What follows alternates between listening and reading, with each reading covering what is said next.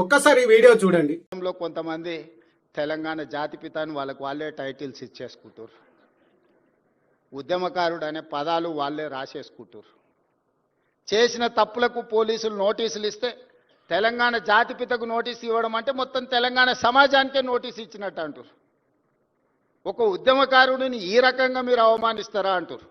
చూశారు కదా, నిన్న రవీంద్ర భారతిలో రావి నారాయణ రెడ్డి గారి అవార్డుల ప్రధానోత్సవంలో రేవంత్ రెడ్డి గారు మాట్లాడిన మాటలు ఇవి. కేసీఆర్ గారిని జాతిపిత అంటున్నారు. ఆయన ఏం చేశాడని జాతిపిత అంటున్నారు.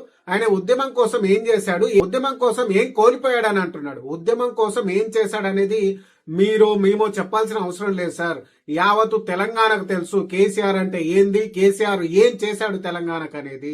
మలిదశ ఉద్యమాన్ని తన భుజస్కంధాలపై మోసి తెలంగాణ సాధించిన వ్యక్తి, తెలంగాణ వచ్చుడో నేను సచ్చుడో అని ప్రాణ త్యాగానికి కూడా వెనకాడకుండా నిరాహార దీక్ష చేసిన వ్యక్తి, తెలంగాణ తేకపోతే రాళ్లతో కొట్టి చంపండి అని చెప్పి ధైర్యంగా ఢిల్లీకి వెళ్లిన వ్యక్తి.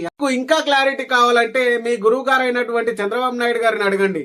కేసీఆర్ గారు ఉద్యమంలో ఎలాంటి పాత్ర పోషించారు, కేసీఆర్ గారి వల్ల తెలంగాణ వచ్చిందా రాలేదా అనేది మీ గురువు గారే చెప్తారు. ఆయన అడిగి తెలుసుకోండి, పూర్తి వివరాలు తెలుస్తాయి మీకు.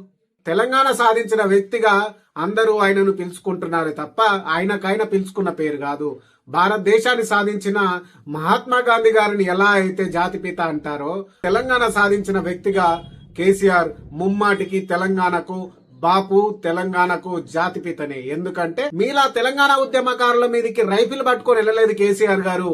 ఆయనను మీరు తక్కువ చేసి మాట్లాడినంత మాత్రాన, ఆయనను మీరు ఎగతాళి చేసి మాట్లాడినంత మాత్రాన ఆయన కీర్తి ప్రతిష్టలు ఎక్కడా తగ్గవు సార్. మీరేంటో తెలుసు ఈ తెలంగాణ ప్రజలకు, కేసీఆర్ అంటే ఏంటో కూడా తెలుసు తెలంగాణ ప్రజలకు.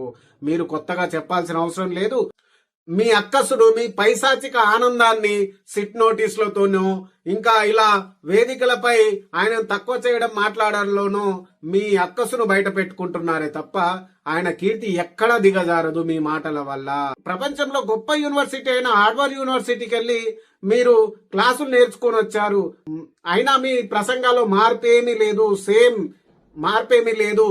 వేదిక ఏదైనా సరే, సందర్భం ఏదైనా సరే కేసీఆర్ గారిని తిట్టడం, కేసీఆర్ గారిని విమర్శించడం తప్ప మీరు మీ ప్రభుత్వం చేసింది ఏమీ లేదు. మీ పాలన మీద దృష్టి పెట్టండి సార్ దయచేసి. 6 గ్యారెంటీలను అమలు చేయండి, రైతు బంధుని ఇవ్వండి, రైతులు ఎదురు చూస్తున్నారు, వీటి మీద పెట్టండి మీ పరిపాలన అంతా. అంతేకాని ఏ వేదిక అయినా, సందర్భం ఏదైనా సరే కేసీఆర్ గారిని తిట్టడమే మీ పరిపాటిగా మారిపోతే ప్రజలన్నీ ఆలోచిస్తున్నారు సార్.